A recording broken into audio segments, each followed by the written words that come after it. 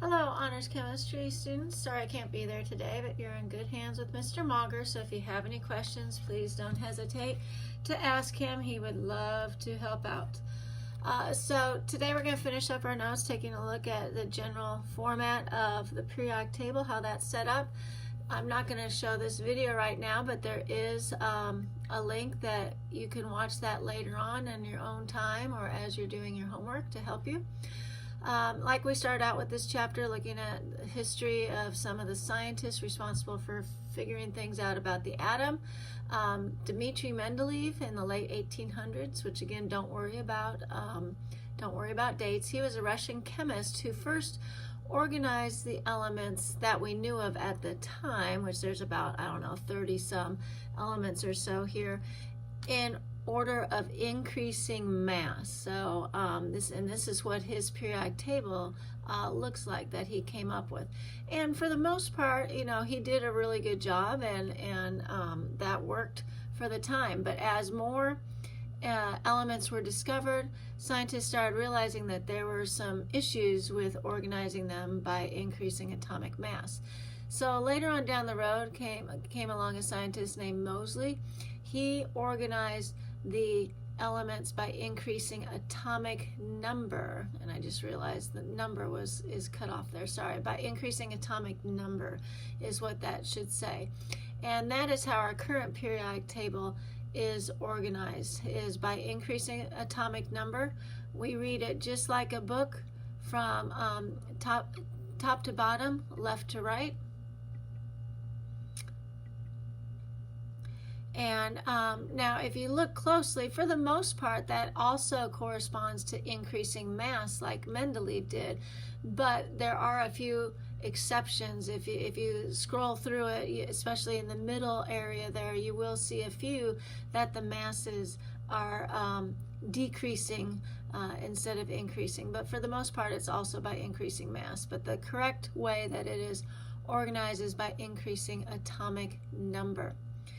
Now, the periodic table is organized in a bunch of vertical columns as well as horizontal rows. Those vertical columns are known as groups or families. And just like members of your immediate family, you probably share some similar characteristics, like maybe same eye color, same hair color. One of the things that we looked at in this chapter that maybe you picked up on as you were doing the ion homework is the groups or families in the vertical columns share similar ion charges. So, and the columns are numbered from 1 on the far left-hand side all the way over to 18. And so all the elements in column 1 have a +1 charge, which is why hydrogen's over there. All the elements in column 2 have a +2 charge. All the elements in column 18 don't gain or lose electrons at all. They don't become ions. So those are some similar characteristics that elements in those vertical columns share. And columns 1 and 2 on the far left-hand side, and then 13 through 18, those are known as the representative elements because they kind of give us a broad representation of all the different types of elements on the periodic table, and they're pretty standard. They don't really have any crazy exceptions or things like that. And we'll talk more about the vertical columns and the families here on the next slide. The horizontal rows, those are known as periods or series, and as we go across any row, the physical as well as chemical properties, those gradually change, and we'll get into different physical and chemical properties down the road in other chapters, but those properties gradually change across the row and then repeat with the next row. And even the ion charges, as we go across a row on a periodic table, we go from +1 to +2, +3, -3, -2, -1, no charge, and then it repeats with the next row. That phenomenon is known as periodicity, which is where the periodic table gets its name from the term periodicity. And Mendeleev was actually the one who originally founded those repeating patterns, noticed those, and that's again how he kind of organized why it's set up like this with these different heights of columns, is the repeating patterns as well as by increasing mass. Now, we can do a general organization of the periodic table by metals, nonmetals, and metalloids.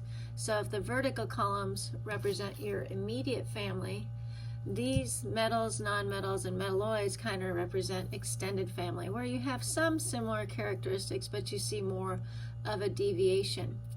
So on the left side of the periodic table, which we'll look at this on the next slide with the periodic table, those tend to be good conductors of electricity. As you probably already know, metals, you don't want to be around a metal in a lightning storm because it can conduct electricity right through you. They're shiny, which is why we like to wear metals as jewelry, like gold and silver and platinum and stuff like that. Malleable means we can shape them, and that's another reason why they're good pieces of jewelry, because we can shape them into all sorts of different shapes. Ductile means we can pull them into thin wires, which is why copper is running through your walls of your house, because it's not only a good conductor of electricity, it's also very ductile, so it can be pulled into wires to transfer electricity throughout your house. Tensile strength, they're very, very strong substances, so they don't break very easily. And then other than mercury, which is a liquid at room temperature, all the other all the other metals are solids at room temperature. Then the nonmetals, those are on the right side of the periodic table, other than hydrogen, which I'll show you that on the next slide. They tend to be poor conductors of electricity. They're kind of dull, so they're not very pretty looking. You won't see people walking around with nonmetals on for jewelry, other than diamond, which is a form of carbon. They are brittle solids, meaning that they kind of flake and break apart very easily. And then they're considered mostly gases at room temperature, so all of the noble gases, fluorine, chlorine, oxygen, nitrogen, hydrogen, those are all gases at room temperature. There is one liquid, bromine, and then iodine, carbon, phosphorus, selenium, and sulfur, those are all solids at room temperature. Then the third group are known as the metalloids. They're on the dividing line between the metals and nonmetals on the periodic table, which is kind of a stair step that I'll show you here in just a minute. And because they're right in the middle between the metals and nonmetals, they have characteristics of both metals and nonmetals. And one of those being semiconductor, which silicon is famous for, is probably the best semiconductor, meaning it can conduct some electricity, but not so overpowering it blows out your computer. Now, different sources will list more or less metalloids. Silicon, germanium, arsenic, antimony, and tellurium, those are the main ones. Some sources also list boron as a metalloid, and that's fine. Or polonium and antimony, those are the other ones. As long as you have these, that's fine.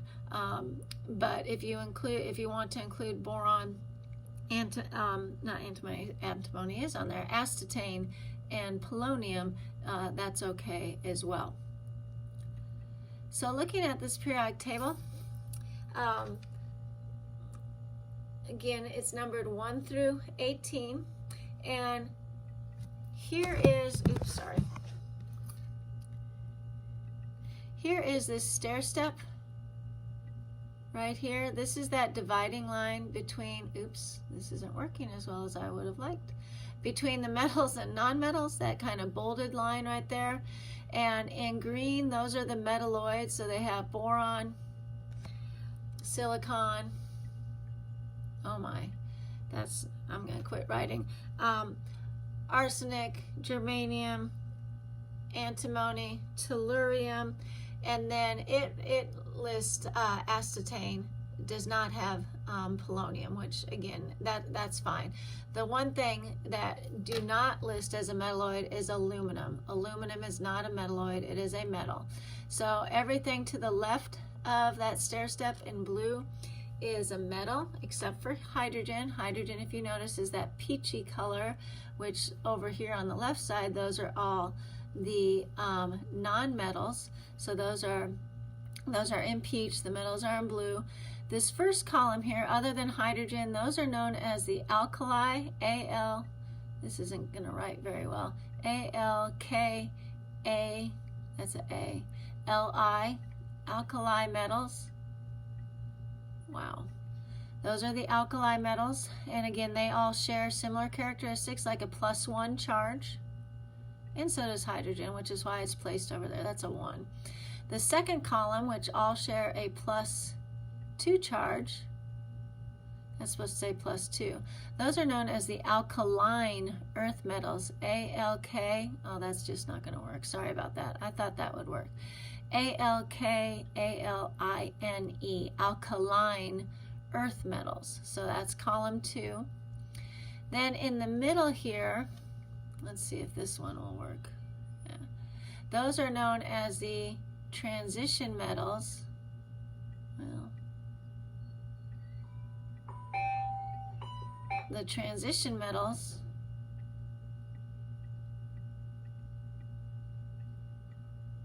and we'll talk more about them in another chapter.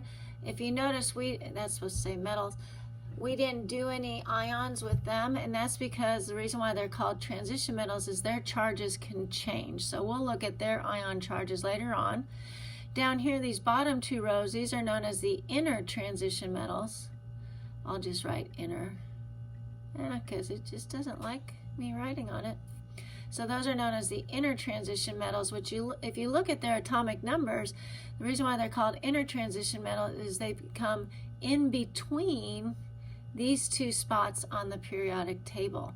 So the periodic table actually is expanded out. There's this big huge gap between column 3 and column 4 up here where all these inner transition metals are located. They just cut them out and put them down below to make more room so that the periodic table fits on a sheet of paper. And then we jump all the way over to column 17. Those are known as the halogens. You've maybe heard of that with like halogen lights, headlights and stuff. So that's H-A-L-O-G-E-N, which again, I know that's kind of hard to see, halogen. And then we've already mentioned the very far right column, column 18, those are the noble gases that do not have a charge. And then so again, we mentioned they have 0 charge, so they have no charge. That's a 0. Aluminum, boron, those have +3 charges, and aluminum is not a transition metal. It's a representative element, but everything down below aluminum is a transition metal. And then carbon and silicon, they really don't have a charge either. They could be +4 or -4. Column 15, phosphorus and nitrogen's column, those are -3. They gain 3 electrons. Oxygen's column, those all gain 2 electrons to have that's supposed to be a -2. And then the halogen column, column 17, those all just gain 1 electron. So sorry, that's not so easily read, thanks to that. But again, that's a common characteristic that those columns share, is their charges.